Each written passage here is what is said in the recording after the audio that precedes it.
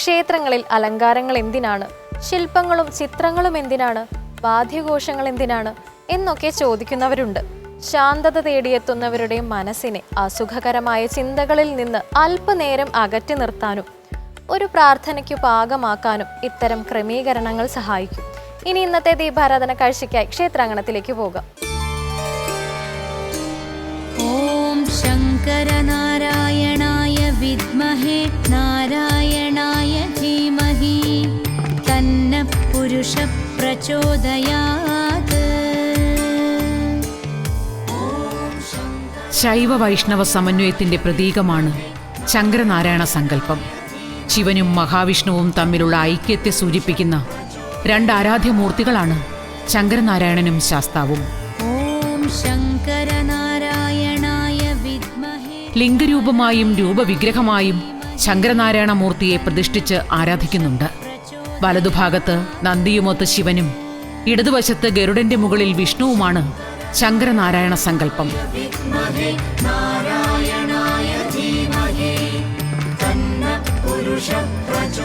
ഉത്രം നക്ഷത്രമാണ് ശങ്കരനാരായണന് പ്രധാനം. ഹരിയുടെയും ഹരന്റെയും പുത്രനായ ധർമ്മശാസ്താവും അവതരിച്ചത് ഉത്രം നക്ഷത്രത്തിലാണ്.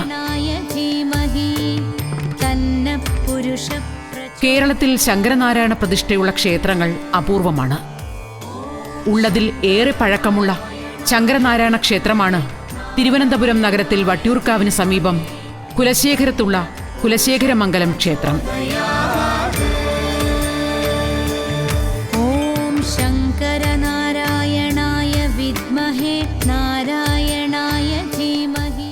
തിരുവനന്തപുരം നഗരത്തിൽ നിന്ന് 12 കിലോമീറ്റർ കിഴക്കുമാറി കുലശേഖരം കവലയിലാണ് ക്ഷേത്രം സ്ഥിതി ചെയ്യുന്നത്. ശങ്കരന്റെയും നാരായണന്റെയും ചൈതന്യം കുടികൊള്ളുന്ന ഈ ക്ഷേത്രത്തിൽ നിത്യവും നിരവധി ഭക്തരാണ് സങ്കടങ്ങളും പ്രാർത്ഥനകളും അർപ്പിക്കാനെത്തുന്നത്. ഓം ശങ്കരനാരായണായ വിദ്മഹേ. കരമനയാറിന്റെ തീരത്ത് സ്ഥിതി ചെയ്യുന്ന ശങ്കരനാരായണ ക്ഷേത്രവും പരിസരവും പ്രശാന്ത സുന്ദരമാണ്. ക്ഷേത്രത്തിന്റെ മുൻവശത്തു കൂടിയാണ് കരമനയാറ് ഒഴുകുന്നത്. തീരത്തു നിന്നും അല്പം മാറി കുന്നിൻ മുകളിലാണ് ക്ഷേത്രം. അതുകൊണ്ട് തന്നെ ക്ഷേത്രത്തിൽ നിന്നുള്ള ദൂരക്കാഴ്ച വശ്യമാണ്. മഞ്ഞുമൂടിയ പശ്ചിമഘട്ട മലനിരകളുടെ വിദൂര ദൃശ്യം ഇവിടെ നിന്നാൽ കാണാം. ഇലച്ചാർത്തുകൾക്കിടയിലൂടെ ഒഴുകുന്ന നദിയുടെ ദൃശ്യവും ക്ഷേത്രത്തിനുള്ളിലെ പ്രാർത്ഥനമായ ശേഷിപ്പുകളും ഭക്തർക്ക് പകരുന്നത് അഭൗമമായ ആത്മീയ ശാന്തിയാണ്.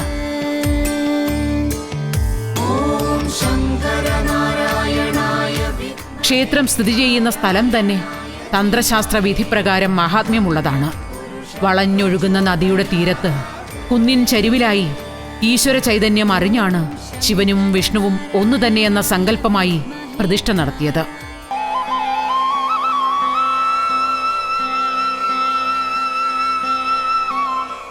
ക്ഷേത്രത്തിന് മുന്നിലെത്തുമ്പോൾ കരമനയാറിന്റെ ഗതി തിരിച്ചുവിട്ടതുപോലെയാണ് വെള്ളത്തിന്റെ ഒഴുക്ക്.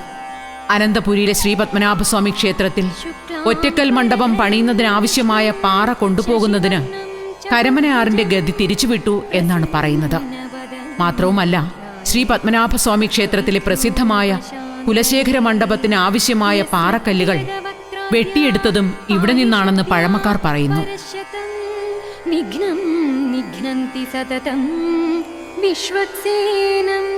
കുലശേഖരമംഗലം ക്ഷേത്രത്തിന്റെ പേരിലാണ് ഈ നാടും ഇന്നറിയപ്പെടുന്നത്.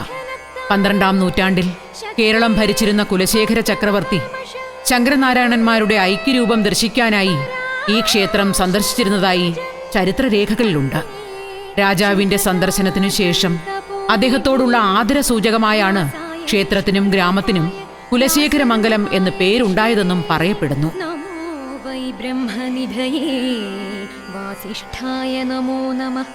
ക്ഷേത്രത്തെയും സ്ഥലനാമത്തെയും കുറിച്ച് മറ്റൊരു ചരിത്രം പറയുന്നുണ്ട്. തിരുവിതാംകൂർ ഭരിച്ചിരുന്ന കാർത്തിക തിരുനാൾ രാമവർമ്മ കുലശേഖര എന്ന സ്ഥാനപ്പേരും വഹിച്ചിരുന്നു. ഇദ്ദേഹത്തിന്റെ ഭരണകാലത്താണ് ശ്രീ പത്മനാഭസ്വാമി ക്ഷേത്രത്തിലെ നവീകരണത്തിനായി ഈ പരിസരത്ത് നിന്ന് പാറക്കല്ലുകൾ കൊണ്ടുപോയതെന്നും രാജകൽപ്പനയനുസരിച്ചാണ് പ്രദേശത്തിന് കുലശേഖരമംഗലം എന്ന് പേരിട്ടതെന്നും രേഖകൾ പറയുന്നു.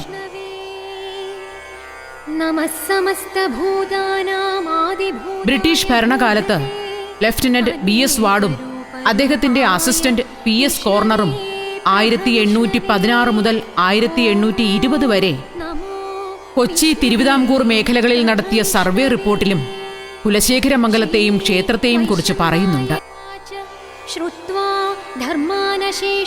ഐതിഹ്യപ്രകാരം മൂലവിഗ്രഹം പ്രതിഷ്ഠിച്ചത് ശ്രീരാമഭക്തനായ ആഞ്ജനേയനാണെന്ന് സങ്കല്പിച്ചു പോരുന്നു.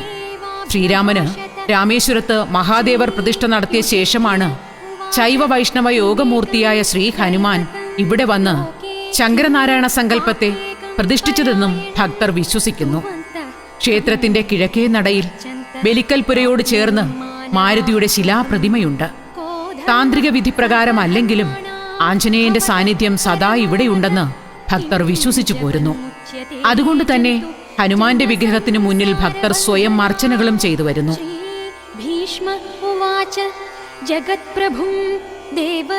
കുലശേഖരമംഗലം ക്ഷേത്രത്തിന് തിരുവിതാംകൂർ രാജകുടുംബവുമായി അഭേദ്യമായ ബന്ധമുണ്ട്. മാർത്താണ്ഡവർമ്മ മഹാരാജാവ് എട്ടുവീട്ടിൽ പിള്ളമാരുമായി നിരന്തരം പോരാടിക്കൊണ്ടിരുന്നപ്പോൾ അദ്ദേഹത്തിന് നിരവധി പ്രതിസന്ധികൾ നേരിടേണ്ടി വന്നു. എട്ടുവീട്ടിൽ പിള്ളമാരുടെയും അവരുടെ സഹായികളുടെയും ആക്രമണത്തിൽ നിന്ന് രക്ഷപ്പെടാൻ വേഷപ്രച്ഛന്നനായി ഒളിവിൽ കഴിയേണ്ടി വന്ന മാർത്താണ്ഡവർമ്മ കുലശേഖരമംഗലം ശങ്കരനാരായണ ക്ഷേത്രത്തിൽ ഭജനമിരുന്നുവെന്നും ചരിത്രരേഖകൾ പറയുന്നു.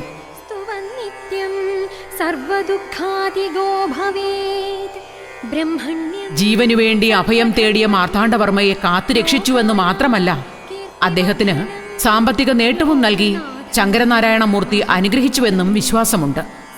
രാജാവിന് സ്വപ്നദർശനത്തിൽ ശങ്കരനാരായണമൂർത്തി നിധികുംഭമിരിക്കുന്ന സ്ഥലം കാട്ടിക്കൊടുത്തുവെന്നും ക്ഷേത്രവുമായി ബന്ധപ്പെട്ട ഐതിഹ്യങ്ങളിൽ പറയുന്നു.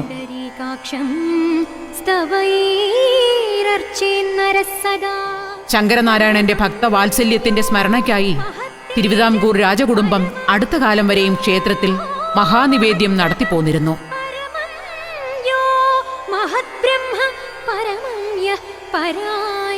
ഷഡാധാര പ്രതിഷ്ഠയാണ് കുലശേഖരമംഗലം ശങ്കരനാരായണ ക്ഷേത്രത്തിൽ. 850 വർഷത്തിലേറെ കാലത്തെ പഴക്കം ക്ഷേത്രത്തിനുണ്ടെന്ന് വിശ്വസിച്ചു പോരുന്നു. കൂബക്കര മഠത്തിന്റെ കാരായ്മയിലായിരുന്നു ക്ഷേത്രമെന്നും അന്ന് ദേവസ്വം വകയായി 100 കണക്കിന് ഏക്കർ ഭൂമി ക്ഷേത്രത്തിനുണ്ടായിരുന്നുവെന്നും പറയുന്നു. കാലം മാറിയപ്പോൾ ക്ഷേത്രഭൂമി പലരുടെയും കൈവശമായി എന്ന സങ്കടം ഭക്തർക്കുണ്ട്.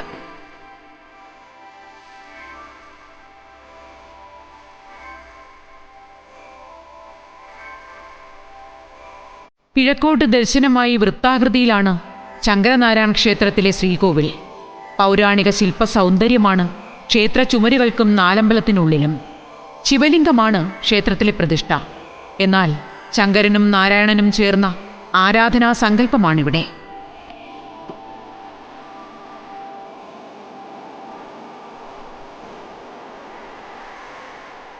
ശങ്കരനാരായണന്റെ അങ്കിച്ചാർത്തിലും ഇതേ രീതിയിൽ പൂജാതി കർമ്മങ്ങൾ ചെയ്തു വരുന്നു. ശ്രീകോവിലിന് മുന്നിലെ നമസ്കാര മണ്ഡപത്തിൽ ശിവന്റെ വാഹനമായ നന്ദിയെയും വിഷ്ണുവിന്റെ വാഹനമായ ഗരുഡനെയും കാണാം. ശ്രീകോവിലിന് മുന്നിലെ കൊടിമരത്തിന് മുകളിലുമുണ്ട് ശങ്കരനാരായണ സമന്വയത്തിന്റെ പ്രതീകമായി നന്ദിയും ഗരുഡനും. നാലമ്പലത്തിന്റെ കിഴക്കുഭാഗത്താണ് ഗണപതി പ്രതിഷ്ഠ. നാലമ്പലത്തിനു വെളിയിൽ ചുറ്റമ്പലത്തിനകത്തായുള്ള ക്ഷേത്രത്തിൽ ശാസ്താവും കുടികൊള്ളുന്നു.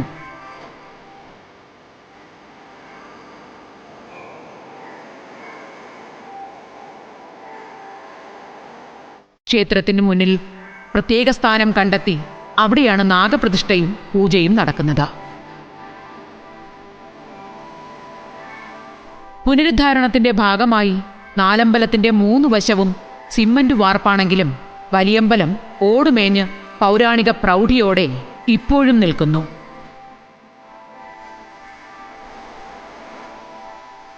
ആനക്കൊട്ടിൽ, ധ്വജസ്തംഭം, വലിയ ബലിക്കല്ല്, കൊട്ടിയമ്പലം, അങ്ങനെ മഹാക്ഷേത്രത്തിനു വേണ്ടുന്ന പ്രതീകങ്ങളെല്ലാം കുലശേഖരമംഗലം ശങ്കരനാരായണ ക്ഷേത്രത്തിലുണ്ട്.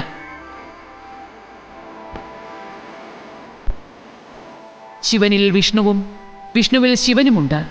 സന്താന സൗഭാഗ്യ വരദായകനായും ദേശാധിപതിയായും വിരാജിക്കുന്ന കുലശേഖരമംഗലം ശങ്കരനാരായണ സ്വാമി തൻ്റെ ദർശനത്തിനെത്തുന്ന ഭക്തരെ സന്മാർഗത്തിലൂടെ, സൽക്കർമ്മത്തിലൂടെ മോക്ഷത്തിലേക്ക് നയിക്കുന്നു. ആ പുണ്യത്തിന്റെ പ്രസാദം സ്വീകരിച്ച സംതൃപ്തിയാണ് ഇവിടെ തൊഴുതുമടങ്ങുന്ന ഭക്തർക്കും.